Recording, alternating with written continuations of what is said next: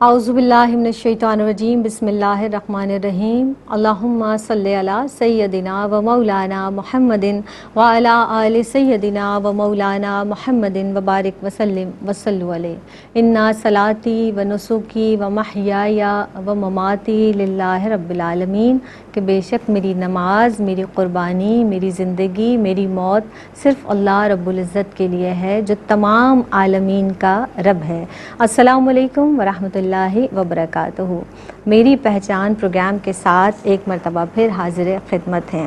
جناب، اسلام کے بنیادی عقائد کی بات کریں اور اس کے تعلق سے ہم دیگر مزید پروگرام اس سے پہلے بھی پیش کر چکے ہیں۔ ایمانیات کے تعلق سے ایمان کا جو تقاضا ہے اور اسلام کا جو بنیادی عقیدہ ہے، ان عقائد کی جب ہم بات کرتے ہیں تو عقیدہ آخرت بھی بنیادی عقائد میں سے ایک عقیدہ ہے۔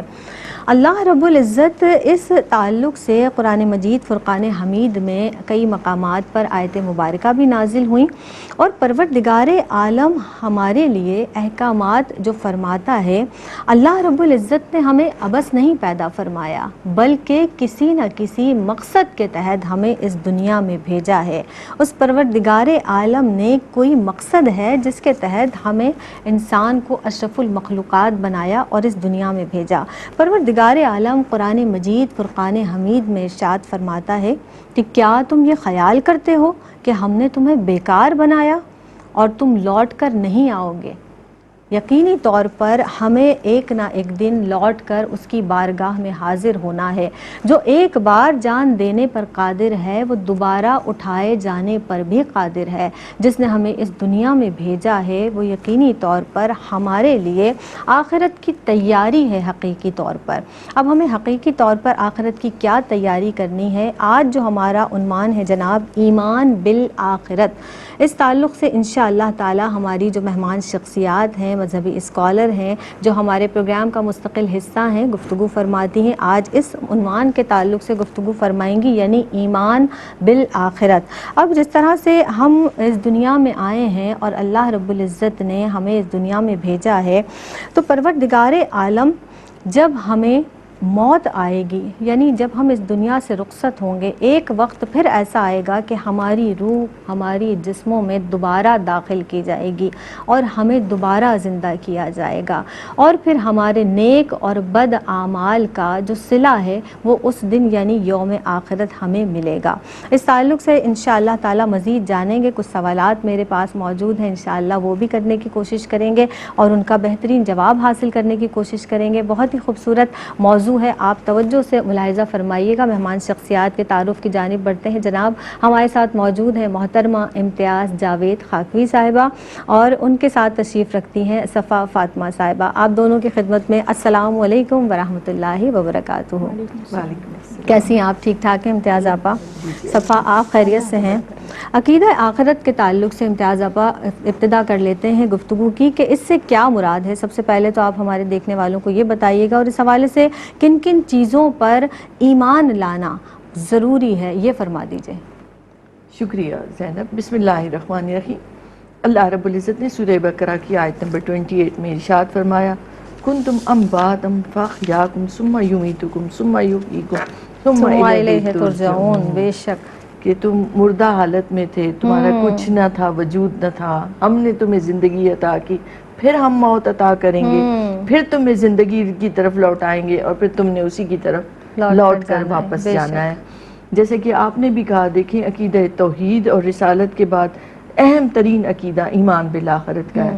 اور یہ آپ غور کریں تو جب یہ پتہ ہو کہ آخرت میں ہم نے جواب دینا ہے کسی کے آگے، ہماری نیتوں پر ہم سے پوچھا جائے گا، ہمارے اقوال پر ہم سے پوچھا جائے گا، ہمارے اعمال پر ہم سے سوال کیا جائے گا، اور ہمارے اعضاء خود بخود جواب دے رہے ہوں گے، منہ پر مور لگ دی جائے گی، اور ہاتھ بتائیں گے، پاؤں بولیں گے، اور ہماری کان آنکھیں سب اعضاء گفتگو کریں گے اور بتائیں گے جو جو ان سے گناہ سرزد ہوئے۔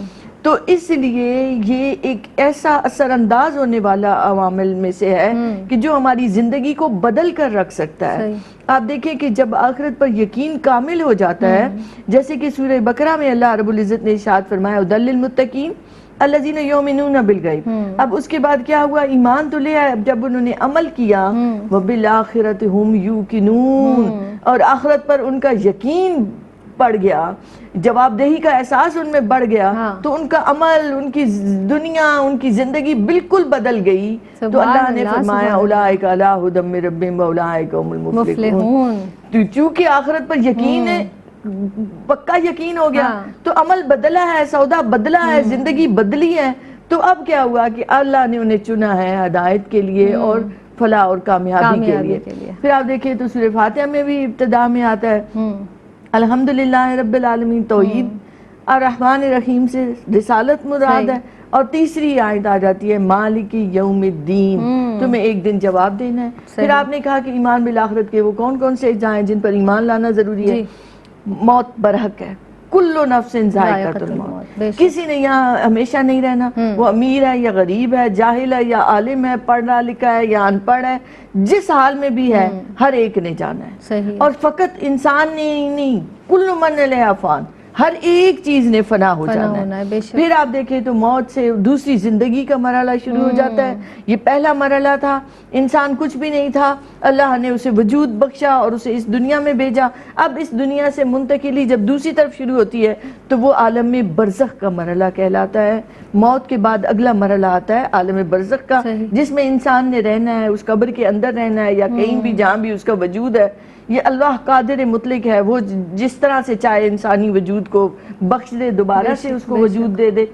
تو اس میں حیات لوٹ کر آتی ہے. آپ دیکھیں تو ہم قبرستان میں بھی جاتے ہیں تو ہم السلام علیکم یا اہل القبور کہتے ہیں، تو قبر سے ہی اس پر حیات اور شعور شروع ہو جاتا ہے.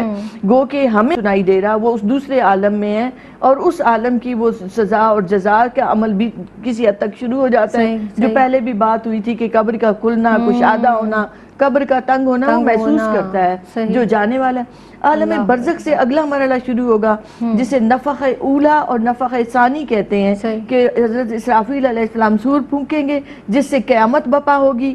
پھر دوسری سور پھونکی جائے گی اور جس سے سب اٹھ کھڑے ہوں گے جتنے قبروں میں موجود ہیں. تو عالم برزخ کا اختتام ہوگا اور قیامت کا مرحلہ شروع ہو جائے گا.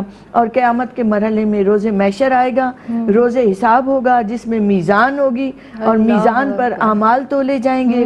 اس دن اصحاب الیمین اور اصحاب شمائل کا فیصلہ ہوگا. جو داہنے ہاتھ والے ہیں ان کو نامہ اعمال داہنے ہاتھ میں دیا جائے گا. اس کا مطلب یہ ہے کہ وہ بخش دیے گئے ہیں، ان کی نیکیاں بڑھ گئیں. اور جو بائیں ہاتھ والے ہوں گے یہ وہ ہیں کہ جنہیں پکڑا گیا ان کے گناہوں کے سبب سے. پھر پل صراط کے مرحلے سے گزریں گے اور پھر جنت اور دوزخ ہم فیہا خالدون، اس میں ہمیشہ رہنے والے جنتی ہو جائیں گے. اور اگر گناہگار ہے تو اسے کچھ عرصہ سزا سہنی پڑے گی دوزخ کی، اور پھر رائی کے برابر بھی ایمان ہوگا. تو انشاءاللہ ایمان والے ہیں جن کے لیے جنت تیار ہے، جس کا اللہ نے قرآن مجید میں ذکر کیا. تو جزا اور سزا کا فیصلہ ہوگا. آپ نے جس طرح سے ارشاد فرمایا نا کہ ہر چیز گواہی دے گی، تو جب ہم دنیا میں کسی کے ساتھ ناانصافی کرتے ہیں تو یہ بات جان لیجئے گا کہ وہاں پر ہر بات کا فیصلہ ہوگا، اور ہر چیز سے مراد ہر چیز ہے جو گواہی دے گی. تو آپ سوچئے کہ یہاں پر آپ نے دنیا میں رہ کر کیا بویا ہے، کیا کس کے ساتھ ناانصافی کی ہے، کسی کے ساتھ ایسا معاملہ کیا ہے. تو اللہ رب العزت ہمیں ہدایت عطا فرمائے. صفا فاطمہ، آپ یہ ارشاد فرما دیجئے کہ جس طرح سے کفار مکہ کی بات ہوتی ہے اور ان کے عقیدے کی بات ہوتی ہے، عقیدہ آخرت کے منکر تھے کفار مکہ. اب قرآن مجید فرقان حمید نے کئی بار یہ بیان فرمایا ہے منکرین آخرت کی جو غلط فہمیوں کا جو ازالہ کس طرح سے کیا ہے قرآن مجید میں، اس پر آپ کچھ روشنی ڈال دیجئے. بسم اللہ الرحمن الرحیم. ابتداً عقیدہ آخرت کے حوالے سے تھوڑی سی گفتگو کرنا چاہوں گی. عقیدہ کہتے ہیں ایسے کانسیپٹ کو جو آپ کے ذہن میں بیٹھ جائے اور پختہ ہو جائے اور اس پر کوئی شرعی دلیل موجود ہو. اور پھر جہاں تک عقیدہ آخرت کی بات ہے تو یہ ضروریات دین سے تعلق رکھتا ہے، اور ضروریات دین کا مطلب وہ عقائد ہیں کہ جن کا انحصار، ایمان کا انحصار ان کے اوپر ہے. یعنی ایمان اسی وقت قابل قبول ہے جب آپ ضروریات دین کو فالو کرتے ہوں اور اس کا عقیدہ رکھتے ہوں. اور پھر اس میں ظاہر ہے کہ پہلے اللہ رب العزت کی ذات مبارکہ ہے، پھر رسول اللہ صلی اللہ علیہ وآلہ وسلم، دیگر انبیاء، ملائکہ وغیرہ، یہ تمام عقائد جو ہیں ضروریات دین سے تعلق رکھتے ہیں. ان میں سے کسی ایک کا بھی انکار دائرہ اسلام سے خارج کر دیتا ہے. انہی میں سے عقیدہ آخرت بھی ہے۔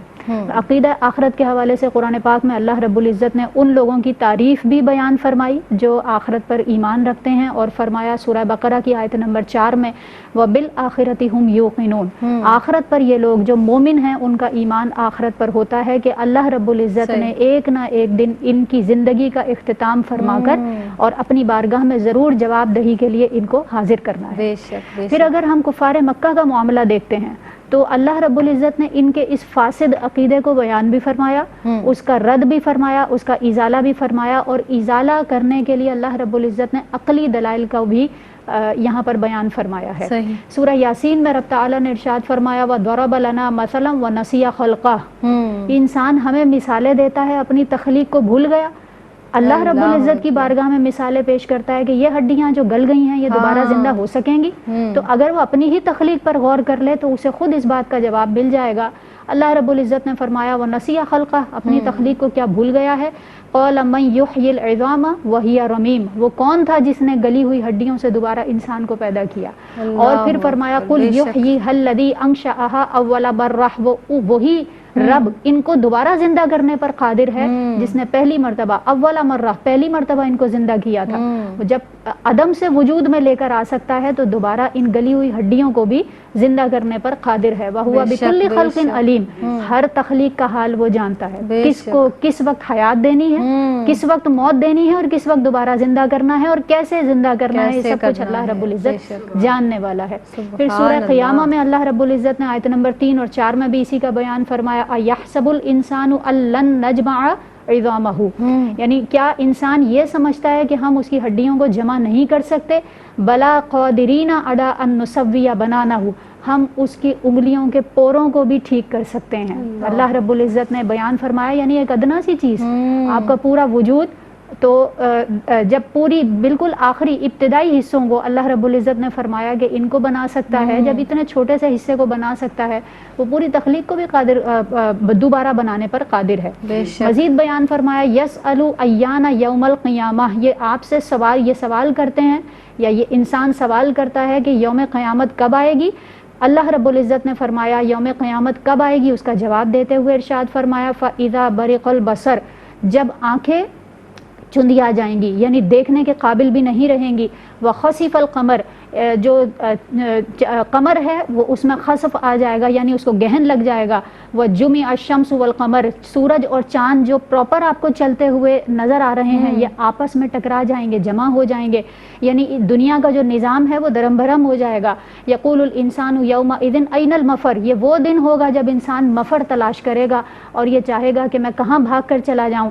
اللہ رب العزت نے فرمایا فلا لا وزر، اللہ رب العزت کی بارگاہ سے اس وقت بھاگنے کا کوئی راستہ بھی نہیں ہوگا۔ الی ربک یومئذ المستقر، یہ وہی دن ہے جس دن اللہ رب العزت ہی کی بارگاہ میں لوٹ کر جانا ہوگا۔ یہ اللہ رب العزت نے تمام جو اس طرح کی اور دیگر آیات بیان فرمائیں یقیناً وہ یوم قیامت کے اظہار کے اس کی وضاحت کے لیے اور اس عقیدے کی مضبوطی کے لیے ہیں، تاکہ اللہ رب العزت جو کل کائنات بنانے پر قادر ہے، بے شمار ایسی چیزیں جو ہماری عقل سے جو ہے وہ بالا تر ہیں، ہمیں اس کا وجود ہماری عقل سمجھنے سے قاصر ہوتی ہے۔ جب ہم دنیاوی نعمتوں کو نہیں سمجھ سکتے تو اس دنیا کا اختتام اور اللہ رب العزت کا انسان کو اٹھایا جانا اگر یہ ہماری عقل میں نہ بھی آتا ہو تب بھی چونکہ ہم دیگر چیزوں کو دیکھتے ہیں تو اس سے ہی ہمیں سمجھ جانا چاہیے کہ جب اللہ رب العزت اتنی بڑی کائنات کو بنا سکتا ہے، عدم سے وجود میں لا سکتا ہے، تو وہ یقیناً دوبارہ انسان کو زندہ کرنے پر بھی قادر ہے۔ سبحان اللہ، بہت پیارا انداز اور بہت خوبصورت ریفرنسز کے ساتھ آپ نے کلام فرمایا۔ ایک وقفے پر جناب ہمیں جانا ہے، حاضر ہوتے ہیں اس مختصر سے وقفے کے بعد۔ السلام علیکم ورحمۃ اللہ وبرکاتہ، آپ دیکھ رہے ہیں پروگرام میری پہچان، اور میری پہچان کے ساتھ ایک مرتبہ پھر آپ سب کا خیر مقدم ہے۔ آج کا موضوع سخن ہے جناب ایمان بالآخرت، اور اس تعلق سے کلام فرما رہی ہیں بہت ہی بہترین اسکالر محترمہ امتیاز جاوید خاکوی صاحبہ اور صفا فاطمہ صاحبہ۔ امتیاز آپا، جس طرح سے صفا نے بھی وقفے پہ جانے سے قبل قرآن مجید فرقان حمید کے تعلق سے ارشاد فرمایا، آپ یہ ارشاد فرما دیجئے کہ قرآن مجید نے آخرت کے تعلق سے جب ذکر کیا ہے تو متعدد مقامات پر مختلف ناموں کے ساتھ ذکر کیا ہے، اس کی کیا تفصیلات ہیں؟ اس کی کچھ تفصیلات فرما دیجئے۔ شکریہ زینب۔ دیکھیے ایمان بالآخرت جو ہے اس کے مختلف مراحل ہیں، اور ہر مرحلہ جو ہے اس کی ایک اپنی حقیقت ہے صحیح. جس کا شروع میں بھی ذکر آتا ہے. آپ دیکھیں تو کل نفس ذائقۃ الموت کہتے ہوئے اللہ رب العزت نے ہر نفس کے لیے موت کا اٹل ہونا بتا دیا. اور پھر قرآن مجید کا ایک نیا اسلوب ہے ہر جگہ پر کہ جو پڑھنے والا ہے وہ ایک نیا انداز محسوس کرتا ہے, کہیں اسے ڈرایا گیا ہے. اور آپ دیکھیں تو خشیت طاری ہو جاتی ہے جب قیامت کا ذکر آتا ہے. کسی جگہ پر اس قیامت کے ساتھ ان جزاؤں کا ذکر آتا ہے تو پڑھنے والا جو ہے وہ خوشگوار احساس رکھتا ہے کہ اگر میں اللہ کی اطاعت کر رہا ہوں اور اس کلام سے جڑا ہوا ہوں اور اسے عملی زندگی میں لا رہا ہوں تو یہ میرے لیے بشارتیں بھی ہے. تو کہیں وعید ملے گی, کہیں بشارت ملے گی, اور کہیں روز جزا کا حساب کتاب کا ذکر آئے گا. پھر یہ بھی بتا دیا جائے گا کہ تم جو کچھ چھپائے ہوئے ہو سینوں میں وہ بھی تمہارا اس دن کھلا ہوگا. ان تبدو ما فی انفسکم او تخفوہ, تم ظاہر کرتے ہو یا چھپاتے ہو, اللہ سے کچھ بھی چھپا ہوا نہیں ہے, تمہیں ہر بات کے لیے جواب دینا ہے. تو آپ غور کریں تو فوراً احساس ہوتا ہے جب ہمیں پتہ ہو کہ کیا کہا جا رہا ہے ہم سے, تو ہم سوچتے ہیں کہ ہم نے جو کثافتیں رکھی ہوئی ہیں ان کو باہر نکالیں اور ہم اس کی جگہ اچھی نیت اور اچھی سوچ کے ساتھ آگے بڑھیں. پھر آپ دیکھیں تو قرآن مجید میں آیات مبارکہ کا حوالہ دینا چاہوں گی کہ جو قیامت کے حوالے سے اللہ رب العزت نے بیان فرمائے. اس قیامت کے دن کو ہم عام کہتے ہیں قیامت کا دن. آپ قرآن مجید میں یہی ذکر آیا سورہ آل عمران میں, فرمایا وَإِنَّمَا تُوَفُّونَ أُجُورَكُمْ يَوْمَ الْقِيَامَةِ, اس دن پورا تمہیں اعمال کا بدلہ دیا جائے گا. وہ قیامت کا دن جس دن آئے گا. پھر اسے یوم الدین کہا گیا کہ یہ سزا کا بھی دن ہے اور جزا کا بھی دن ہے, کہ اگر آج تم بچ جاتے ہو, یہ دنیا کی عدالتوں سے تم بچ سکتے ہو مگر اس دن تم نہیں بچ سکو گے, ہر ظالم کو حساب دینا پڑے گا. اور آپ دیکھیں تو ایک مظلوم اپنے اندر تقویت محسوس کرتا ہے کہ ایک بارگاہ ایسی ہے کہ جہاں یہ بچ نہیں سکے گا, وہاں انصاف ملے گا. تو اسے یوم الدین کہا گیا. اور سورہ فاتحہ میں یہ اعلان ہوتا ہے مالک یوم الدین, اس دن وہ خود مالک ہوگا اور اس سے کوئی بات چھپی ہوئی نہیں ہوگی. پھر اسے یوم الحساب کہا گیا کہ اس سے pہلے اپنے اعمال کو درست کر لو. قرآن مجید میں اس لفظ سے کبھی استعمال ہوا. پھر ھذا یوم الفصل, فصل کہتے ہیں فیصلے کی گھڑی آ گئی, فیصلے کا دن آ گیا. یہاں ہم جاتے ہیں عدالتوں میں جائیں تو مقدمات لمبے لٹکائے جاتے ہیں, سال پریشان کیے جاتے ہیں. نہیں, وہ فیصلے کا دن آ گیا تو اب سزا اور جزا کا فیصلہ ہو کر رہے گا, اور اس لیے قیامت کے دن کو یوم الفصل کہا گیا. پھر غاشیہ کہا گیا, جب ڈھانپنے والی, کہ وہ قیامت جب بپا ہوگی تو اس دنیا کا کیا حال ہوگا. اسے کہیں قاریہ بھی کہا گیا, وَمَا أَدْرَاكَ مَا الْقَاریہ, وہ کیا چیز ہے جس کا تمہیں پتہ نہیں ہے کہ وہ آئے گی تو کیا عالم ہو جائے گا. اس دن انسان, اس دن پہاڑ روئی کے بالوں کی طرح ہو جائیں گے اور دھمکی ہوئی روئی کی طرح ہو جائیں گے کہ ان کا کوئی وجود کی کوئی حقیقت نہیں رہے گی. اس دن ہر چیز فنا ہو رہی ہوگی. پھر حقہ کا لفظ استعمال ہوا, ما ادراک ما الحقہ, کہ وہ سچ مچ ہونے والی ہے, وہ ہو کر رہے گی, اس میں کچھ بھی ڈکی چھپی بات نہیں ہے. پھر اسے طامۃ الکبریٰ کہا گیا کہ بڑی آفت, بڑی چنگھاڑتی ہوئی آواز آئے گی. وہ جو حضرت اسرافیل علیہ السلام کا سور پھونکنا ہے کہ اس سے قیامت بپا ہو جائے گی. اور آپ یہ بھی دیکھیں کہ قرآن مجید میں ذکر آتا ہے, یاجوج ماجوج کا ذکر آتا ہے کہ وہ نکلیں گے. قیامت کی نشانیاں بتائی گئیں, دجال کا آنا حدیث سے اور روایات سے ثابت ہے. یہ وہ مختلف مراحل ہیں کہ جن سے گزرنا ہے, اور پھر ان سے بچنے کی بھی پوری لائے عمل اور پورا طریقہ بتا دیا گیا ہے کہ یہ حقیقت ہے, یہ ہو کر رہے گا. اگر چاہتے ہو کہ اس دن تم جزا پانے والوں میں ہو, اس دن تم انعامات پانے والے میں ہو, تو الدنیا مزرعۃ الآخرہ, بے شک عمل کی جگہ آج ہے. یہ جو سانس آ رہی ہے نا ہماری, یہ وقت ہے, یہ مہلت ہے ہمارے پاس کہ ہم اپنے آپ کو سنبھالیں, اپنے اعمال کو درست کریں, کیونکہ وہ دن برحق ہے. اس میں کوئی ڈھکی چھپی بات نہیں ہے. ہر ایک نے حاضر ہونا ہے, ہر ایک نے اپنے اعمال کے لیے جواب دینا ہے. سبحان اللہ, بے شک. صفا فاطمہ, آپ یہ ارشاد فرما دیجئے کہ عقیدہ آخرت تقاضۂ عقل ہے. اب اس کی اہمیت آپ ارشاد فرما دیجئے, اس کے ضرورت کے تعلق سے آپ کیا فرمائیں گی, ارشاد فرمائیے گا. جی بالکل, قرآن کریم نے اسی لیے عقلی دلائل بیان فرمائے تاکہ اگر کوئی شخص قرآن اور حدیث کو مانتا نہ ہو تو وہ بھی اپنی عقل کو بروئے کار لاتے ہوئے, عقل کا استعمال کرتے ہوئے عقیدہ آخرت کو سمجھ سکتا ہے. صحیح, کیونکہ یہ عقل کے مطابق ہے کہ جب آپ اگر کوئی کام کرتے چلے جاتے ہیں, کوئی ڈے آف ججمنٹ نہ ہو, تو ظاہر ہے کہ پھر وہ انسان کا وہ جذبہ نہیں رہتا اور اطاعت کی جو ہے وہ صورتحال پھر نظر نہیں آتی ہے جب تک آپ کے سامنے کوئی نہ کوئی ایک آخری دن فکس نہ ہو.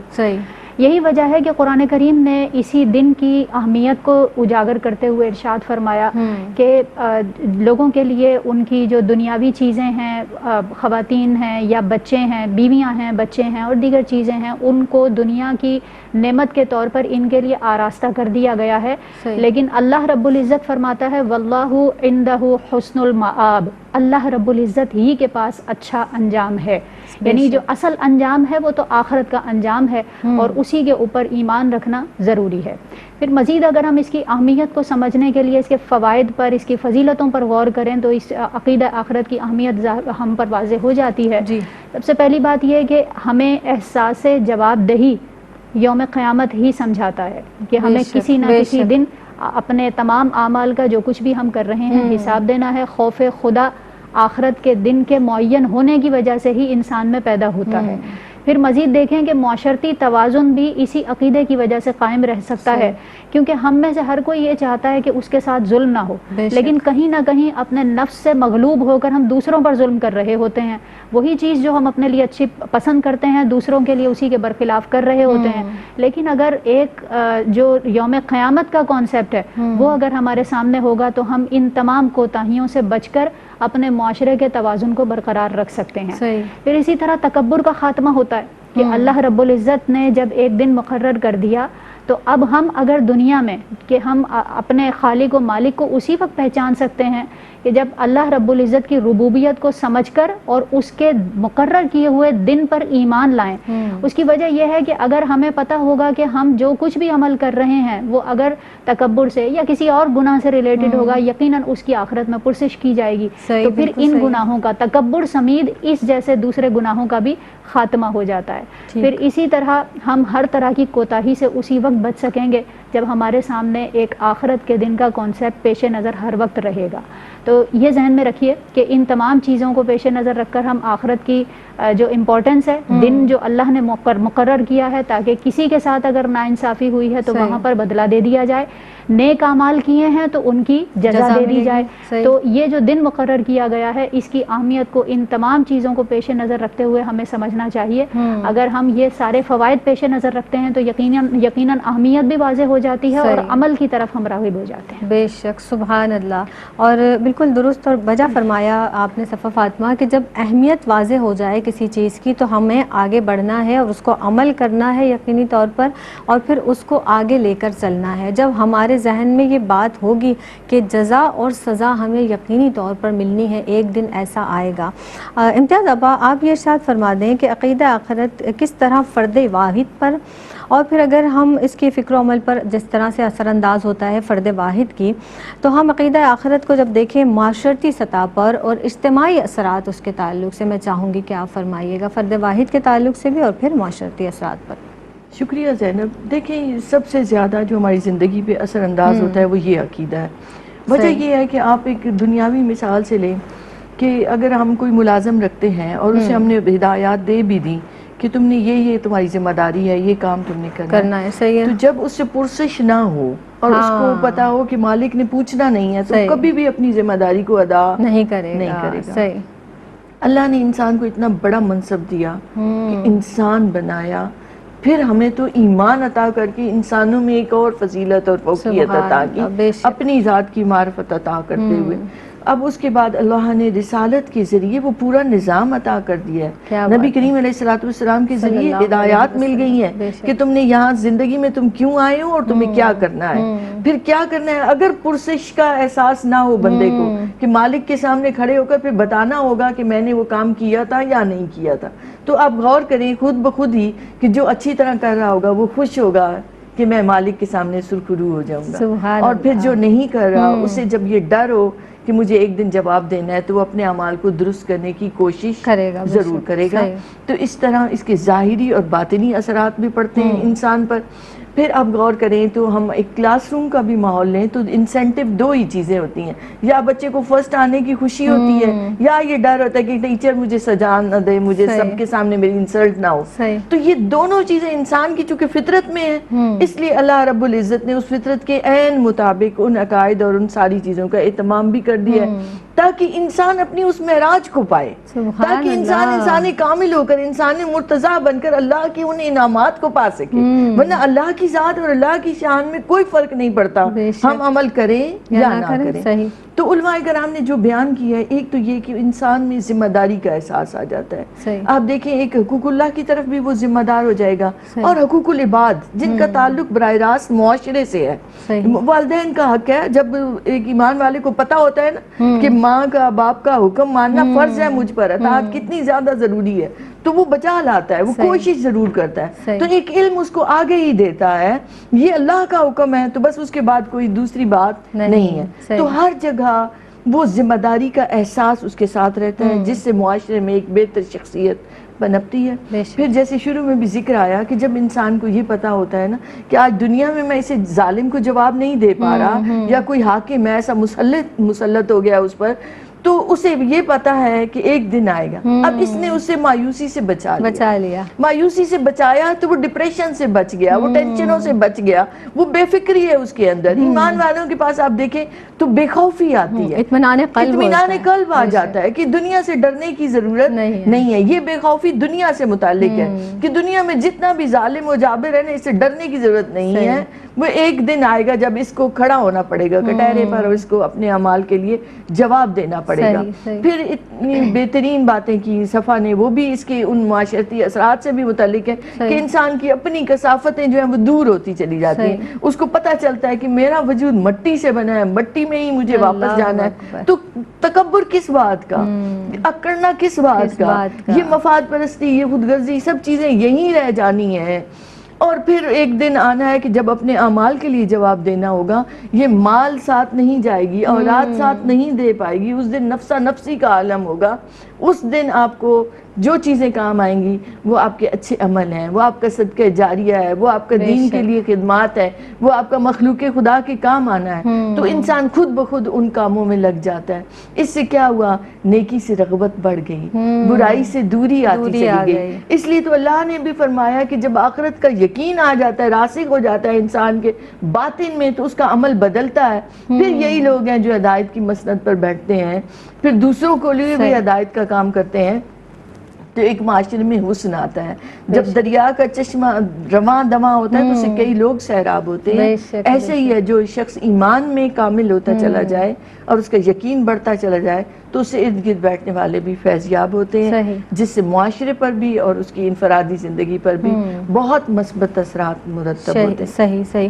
یعنی جب ہمیں یہ احساس ہوتا ہے کہ ایک نہ ایک دن ہمیں اپنے اعمال کی جواب دہی کرنی ہے، تو ایک احساس ذمہ داری ہو جاتا ہے. پھر اسی کے تعلق سے ہم اپنے اعمال کرنے لگتے ہیں جو اللہ کا حکم ہے، اس کے رسول احمد مجتبی محمد مصطفیٰ صلی اللہ علیہ وسلم کے احکامات ہیں، ان کی احکامات کی بجاوری کرنے کی کوشش کرتے ہیں. وقفے پر جناب امتیاز اپا ہمیں جانا ہے، لوٹیں گے تو انشاءاللہ آپ کی بات بھی شامل کریں گے. حاضر ہوتے ہیں اس مختصر سے وقفے کے بعد. السلام علیکم ورحمۃ اللہ وبرکاتہ. آپ دیکھ رہے ہیں پروگرام میری پہچان. میری پہچان میں ایک مرتبہ پھر آپ سب کا خیر مقدم ہے. آج کا موضوع سخن ہے ایمان بالآخرت. اس تعلق سے گفتگو فرما رہی ہیں ہماری دونوں ہی معزز جو اسکالر تشریف رکھتی ہیں، امتیاز جاوید خاکوی صاحبہ، اور ان کے ساتھ تشریف رکھتی ہیں صفا فاطمہ صاحبہ. امتیاز آپا، وقفے پہ جانے سے قبل آپ کچھ فرما رہی تھی، وہیں سے کنٹینیو کیجیے گا، فرمائیے گا.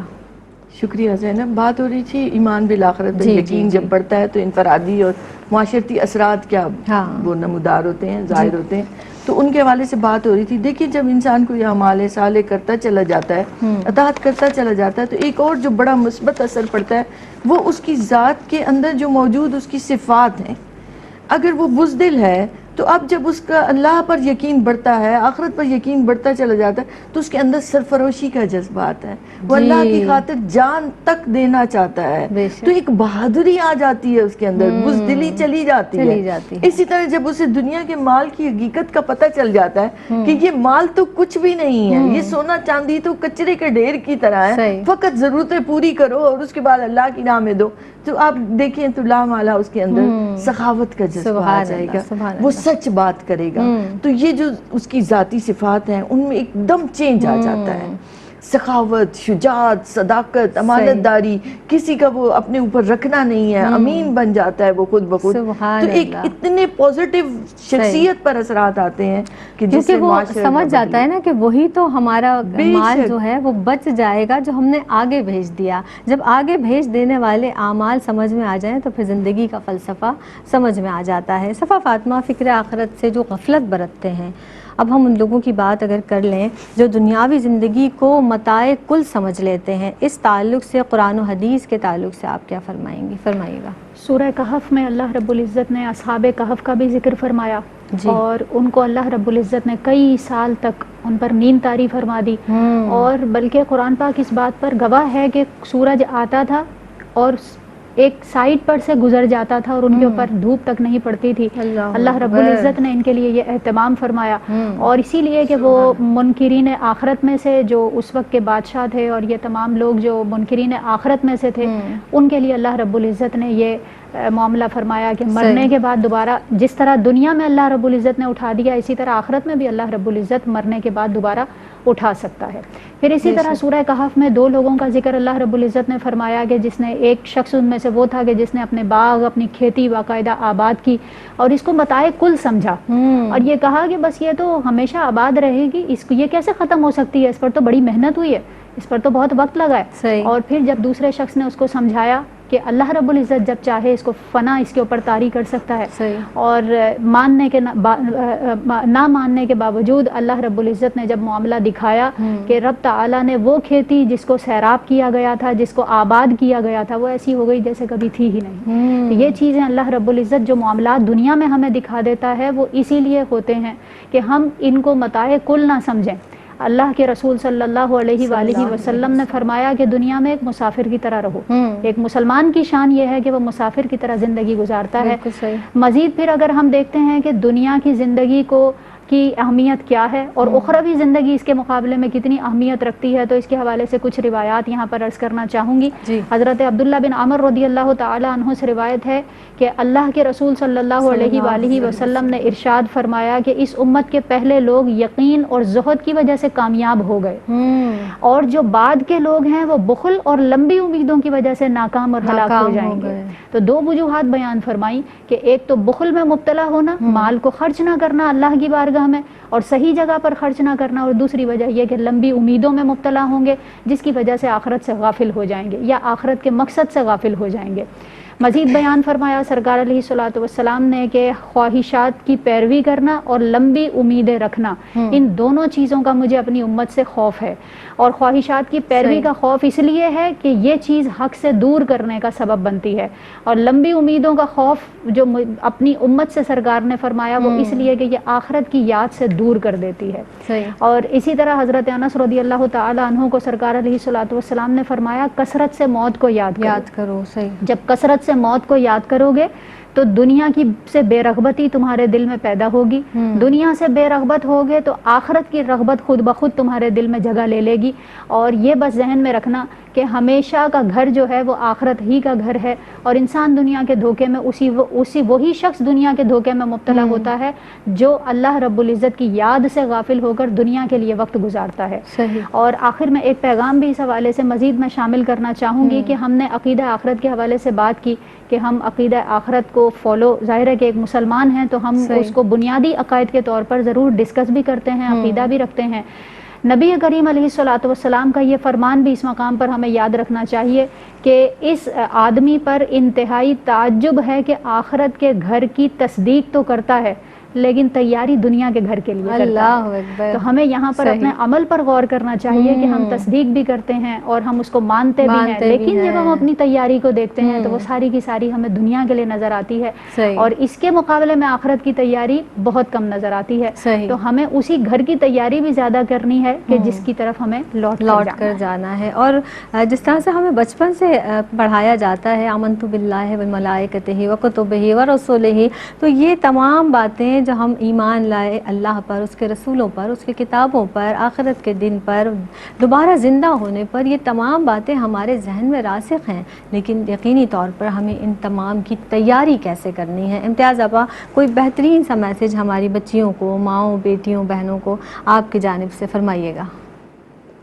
زینب دیکھیے, ہم زندگی گزارے ہوتے ہیں نا تو ہمارے دنیا کے کام نہیں ختم ہوتے. ایک ہم کہتے ہیں یہ کام ختم ہو جائے نا, اس کے بعد بس میں توبہ کر کے اللہ کی راہ پر چل پڑوں, اور اس کام کے اندر پھر اور کام نکلتے چلے آتے ہیں. میں مکان بنا لوں, میں یہ شادی کر لوں, ابھی بڑا وقت پڑا ہے, ابھی بڑھاپے میں جا کے میں بس توبہ طائب ہو کے تو میں صحیح زندگی گزار. نہیں, ہر سانس کو سمجھیں کہ یہ آخری سانس ہے, اور جو وقت مل رہا ہے اسے غنیمت سمجھیں. ہم اپنے اعمال کو بہتر بنانے کی کوشش ضرور کریں. دیکھیں, ہمارا کام ہے اسٹرگل کرنا, اللہ کی طرف دوڑ پڑنا. وہ بڑے پیار سے کہتے ہیں ففروا الی اللہ, تو ہم نے تو دوڑ دنیا کی طرف لگائی ہوئی ہے. آپ دیکھیں, رخ ہمارا اس طرف ہو اور ہماری منزل ادھر ہو تو ہم کبھی پہنچ سکیں گے منزل تک؟ بالکل نہیں. تو اپنی منزل کی طرف رخ تو کر لیں, رخ کریں, ادھر دنیا بھی آپ کو ملتی چلی جائے گی, دنیا آپ کے پیچھے آ جائے گی. تو ہم نے رخ دنیا سے موڑ لیا, اللہ کی طرف کر لیا, اللہ کے حبیب کی طرف کر لیا, دین کی طرف کر لیا. یہی دنیا قدموں میں آتی ہے مومن کے. بے شک, ایمان رکھیں, انشاءاللہ سبحان اللہ, سبحان اللہ. جی صفا فاطمہ, وقت بہت قلیل ہے, کوئی مختصر سا میسج فرمائیے گا. جی, اللہ رب العزت پر یقین اور ایمان, یہ یقیناً محبت بھی اس سے متعلق ہے. جتنی محبت اللہ اور اس کے رسول سے مضبوط ہوگی اتنا ہی ہم دین اسلام کو سیکھنے کی کوشش بھی کریں گے. اور جب دین اسلام کو سیکھنے کی کوشش کریں گے تو عقائد کی مضبوطی, عبادات کی درستگی, یہ تمام چیزیں دین اسلام کے اصولوں کو سیکھنے کے ساتھ مربوط اور وابستہ ہیں. لہٰذا ان تمام چیزوں کی کوشش بھی کی جائے, اور ان لوگوں کی صحبت اختیار کی جائے کہ جو خوف خدا رکھتے ہیں, کیونکہ جب خوف خدا رکھنے والوں کے ساتھ ہم وابستہ ہوں گے تو یقیناً آخرت ہمارے پیش نظر رہے گی, اور جب ہر وقت پیش نظر رہے گی تو اس کی تیاری کا ذہن بھی بن جائے گا. سبحان اللہ, آپ دونوں شخصیات کے بہت مشکور ہیں, ممنون ہیں ہم. اللہ تعالیٰ آپ کو جزائے خیر عطا فرمائے. بہت شکریہ ادا کرتے ہیں. اس کے ساتھ ہی بس آخر میں صرف یہ ضرور جو ہماری پوری گفتگو کا جو لب لباب ہے وہ جناب یہ کہ دنیا میں رہ کر دنیا کے نہیں ہونا ہے. جس پر ہم ایمان رکھتے ہیں, جس کا ہم بار بار اعادہ کرتے ہیں, اس دن کے لیے تیاری بھی تو کرنی ہے. تو پھر ہمیں یقینی طور پر وہ تمام باتوں پر عمل کرنا ہے جو ہمیں اللہ اور اس کے رسول نے بتائی ہیں. تو ہمیں یہ جان لینا ہے کہ اس دن ہر چیز گواہی دے گی, اور جب ہمارا یہ ایمان, یہ عقیدہ ہے کہ ہر چیز گواہی دے گی تو ہمیں اپنے پورے وجود کے ساتھ صحیح سمت میں چلنا ہے, ہر ایک کے ساتھ بہتر معاملہ کرنا ہے, کیونکہ گواہی وہاں پر ضرور دی جائے گی کہ آپ نے کس کے ساتھ کیا کیا ہے, کہاں کہاں ناانصافی کی ہے. آپ کا پورا وجود گواہی دے گا, آپ کی زبان گواہی دے گی کہ آپ نے کس کے ساتھ اچھی بات کی ہے. تو جس طرح سے ہم کہتے ہیں کہ جب ہم کوئی نماز پڑھیں تو آخری نماز سمجھ کر پڑھیں کہ یہ ہماری زندگی کی آخری نماز ہے. اس کے ساتھ ہی اپنی میزبان سیدہ زینب کو دیجیے گا اجازت. فی امان اللہ. ناظرین, اگر آپ ایسی ہی مزید ویڈیوز دیکھنا چاہتے ہیں تو ہمارا ARYQ-TV کا چینل سبسکرائب کیجئے اور بیل آئیکن کا بٹن دبانا نہ بھولیے تاکہ آپ سے کوئی پسندیدہ پروگرام مس نہ ہو جائے.